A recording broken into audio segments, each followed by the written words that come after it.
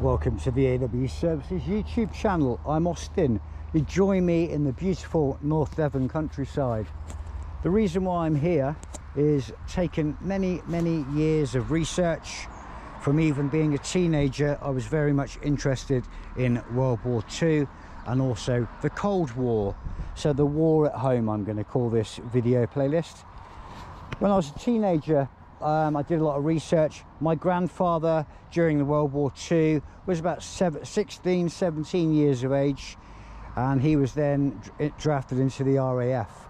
But the reason why I'm here is part of the research that he did, and I lost my grandfather at 100 years old just a few years ago, and he left me with a whole briefcase and a suitcase just full of paperwork that he'd been working through, researching. He was a genealogist. My family tree goes back to hundreds of years. So the reason why I'm here today is to kind of pick up upon one of his stories and one of the things that he was researching. So during World War II, when the German occupation of Europe took place, the UK itself was left pretty much bare, didn't have a lot going for it in the way of defences. We had the RAF, and then we had various other army units. We also then had the formation of the Home Guard, and then during 1941 the Home Guard and its members, which were made up of young teenagers or people that are outside the age of conscription, and a lot more older citizens, maybe farmers, butchers, accounts, bank managers. They were then drafted in, invited to join a very special unit called the Auxiliary Unit, or Winston Churchill's Secret Army. And that's how the title of this was presented to myself in the paperwork that I have from my granddad. Winston Churchill's Secret Army, or the Auxiliary Units. So during 1941, I'll give you some context. During 1941, you'll be surprised to think we were extremely lucky during the World War II. You know, we had the Battle of Britain, which targeted large industry, and also there was a lot of collateral damage, civilians being killed, houses being bombed. I'm in Barnstable, North Devon. That way 47 miles was the city of Exeter. That was heavily bombed with a large, I think, 1,000-pound bomb discovered back in about 2019 or 2020 in the university campus of Exeter. I'll put a little clip to that video in here so you can just see that being detonated and the deadly effects of that some 70 odd years later. Plymouth, which was about 80 miles in that direction when the camera's not blocked, Plymouth was heavily bombed at the time also. London, the capital, was bombed. But this may surprise you. Where I am in North Devon, you know, quaint Devon countryside, in 1941, German Luftwaffe photo reconnaissance planes were flying at higher altitudes than our QRA, quick reaction forces, in our Spitfires, our Hurricanes could actually fly, because the Germans had more advanced kind of aircraft at that time, like the ME-109, and they were flying a lot higher, undetected and outside of radar at that time. So the German Luftwaffe reconnaissance were flying everywhere. So where I am now in Barnstable, North Devon, I'll insert a picture now in the bottom right hand corner. That photo is a reconnaissance photo captured of Barnstable and the kind of east of Barnstable. That very detailed image, and that would have been then sent off to the German like the war machine, and they would have gone through that photo at an incredible magnification, and they would have selected targets. Targets in Barnstable were Barnstable Train Junction Yard. You also had Fremington Quay. Outside of Barnstable in Bideford, there were selected targets. Luckily, none of those targets were actually activated and bombed during the Battle of Britain. So we in North Devon escaped very carefully. But the reason why I'm here is years of research, looking at maps, going to libraries, records offices, Then we had the power of Google and the great old internet, which has really helped massively with this kind of groundwork. But the reason why I'm here in this beautiful countryside is when Winston Churchill's Secret Army was formed in about late 1941, and the Home Guard were already in place. Certain members of the Home Guard units were very carefully selected to be a part of the operational units of Winston Churchill's Secret Army, and they were then drafted in for specialist training, escape and evasion, hand-to-hand combat, explosives and demolition. So they were then a guerrilla force, a secret army that was secret from UK citizens that didn't know about it, very much like the modern day SAS. And again, it probably would have been the forerunner to the SAS back then as well, even though the SAS I believe went back to like World War One. Possibly I'm wrong there, I don't know everything.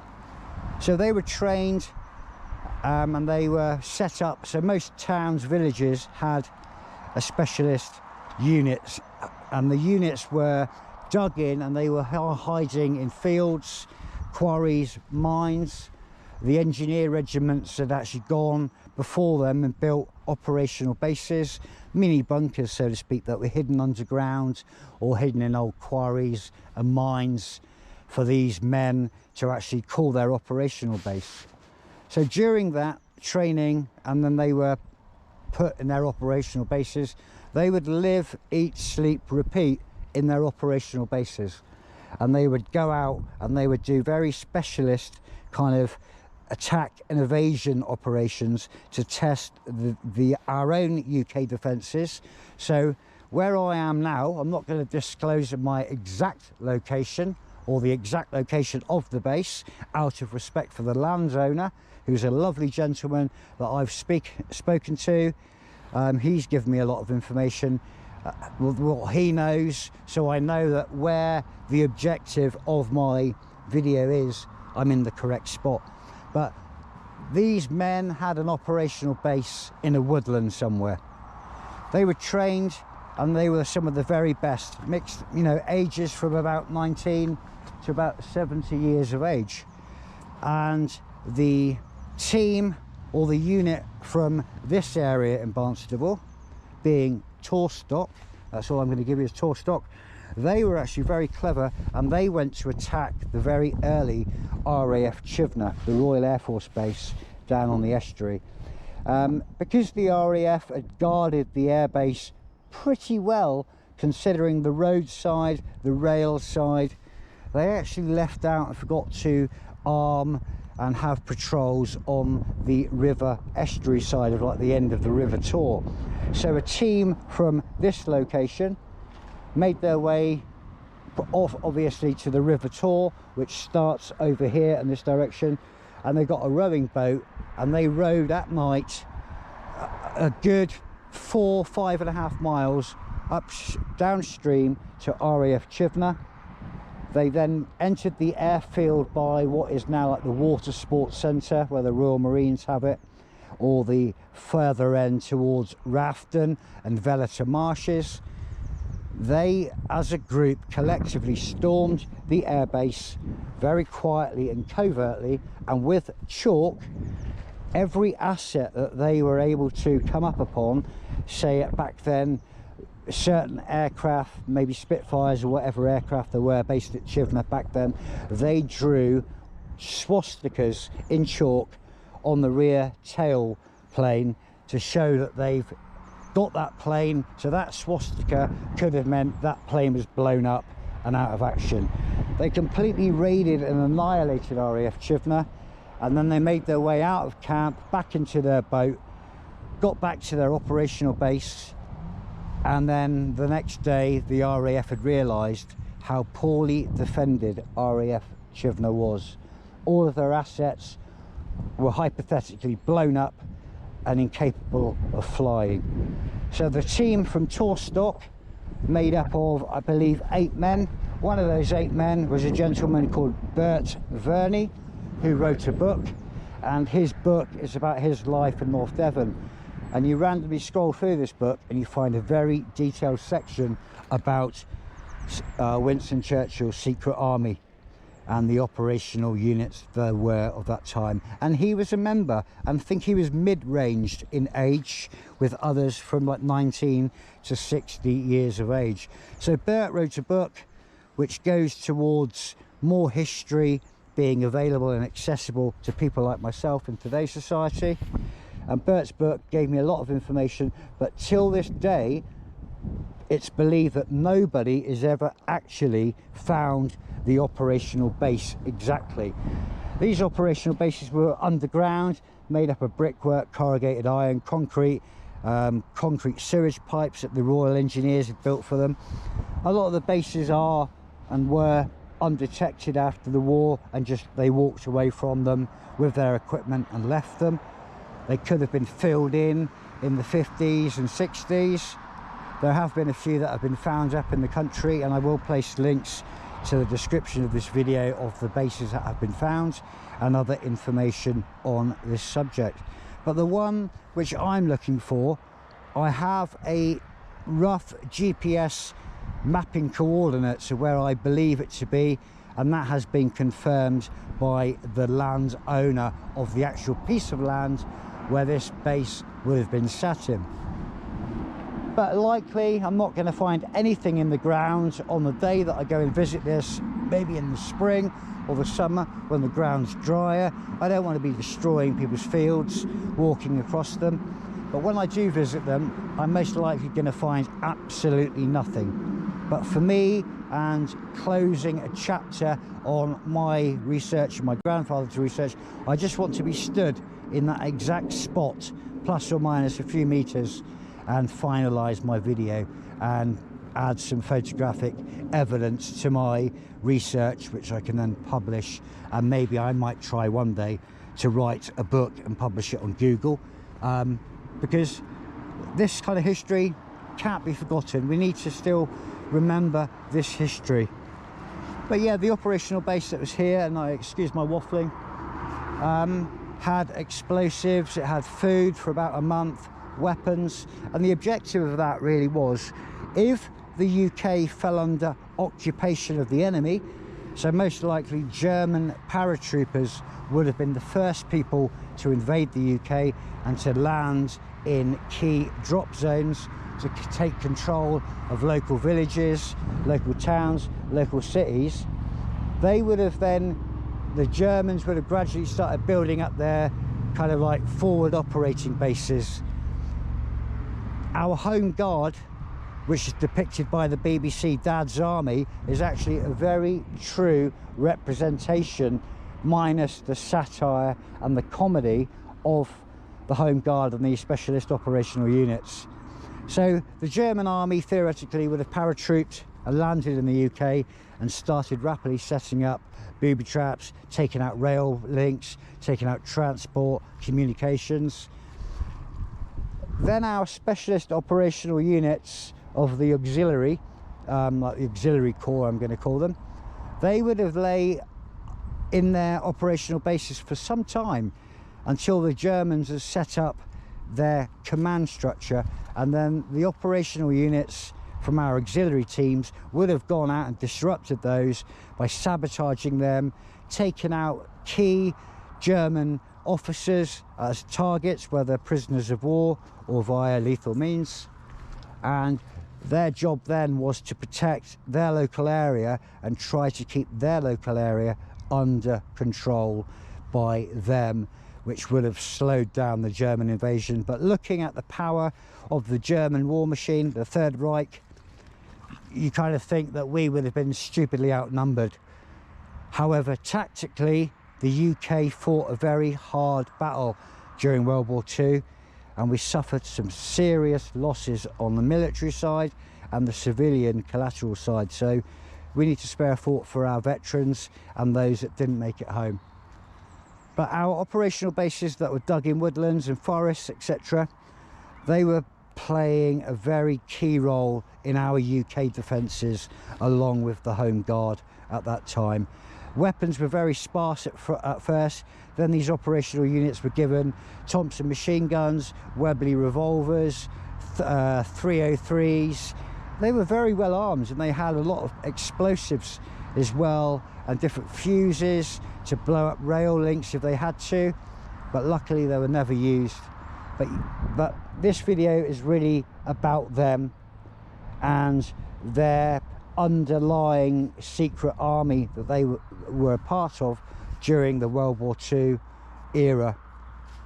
But it's a lovely day today. I apologise for waffling, but I wanted to try to give some context as best as I could to this video, because context paints a picture and a picture paints 1,000 words. But shortly I'm going to get my drone up and I'm just going to go and have an aerial look over some certain lands, just to try to map the topography, the lay of the land from the air. I know where I need to be looking, but I can't really go there today because it's far too wet and muddy. The farmer, the landowner, an amazing gentleman, very kind, and when I first spoke to him, it wasn't "get lost, I'm not interested, do not walk on my land." So credit to them. And just want to touch upon the Countryside Code. You may have heard of the Right to Roam Act. You know, if you've got footpaths that are registered footpaths and they're crossing farmers' land, theoretically you have the right of access. However, that right of access can be denied and removed quite quickly if you're messing around. You're kind of caught with their livestock in a dangerous position, or you're walking across a piece of land that does not have any right of way, it doesn't have any footpaths, so you have to be extremely careful because you can get prosecuted. You know, farmers are the backbone of the UK. I come from a farming family myself, so I fully appreciate the lay of the land, farming, agriculture. You must respect it. So do not just walk on any land thinking that you've got right of access. For me now, to get my muddy feet in this gateway, it's taken me years and years of research and basically reconnaissance to find the landowners, to speak to the landowners, to tell them what I'm doing, for them to make up their minds whether I'm allowed to go ahead and portray my story, etc. But I'm going to get the drone up and then you'll catch up with me shortly, and then I'll take the audio from this video and add it to the drone video, just so that there's a bit of noise in the background and you may hear me speak at some points. Home point updated. Takeoff.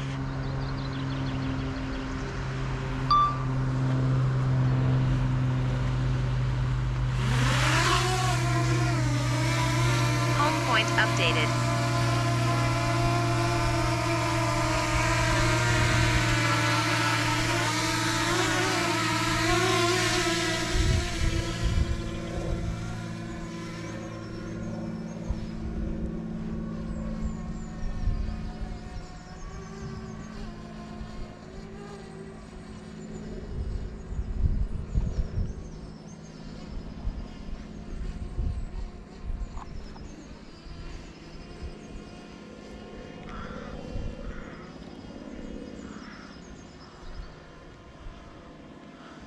What a beautiful sunny day. It's almost like spring.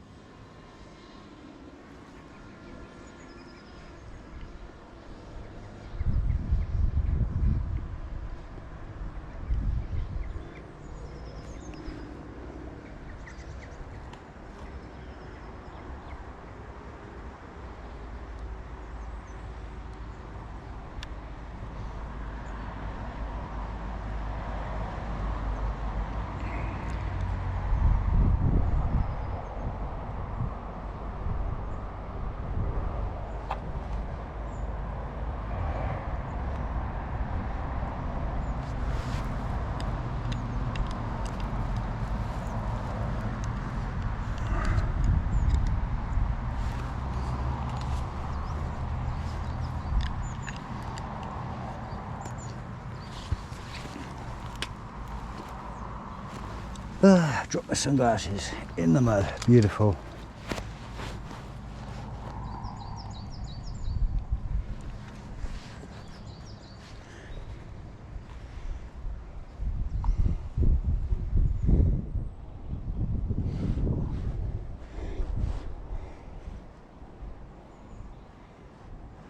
So looking at the lay of the land, there's a lot of tree cover, coppice woodland. These trees are probably 70, 80 years of age. So during World War II, a lot of this woodland probably would have been, it would have been here, maybe regenerated, maybe it wasn't here. So the land and the topography of the land is very, very interesting. Lots of, you know, contours, lots of valleys, lots of high lows areas of it. So you can imagine a secret base with soldiers hiding in that.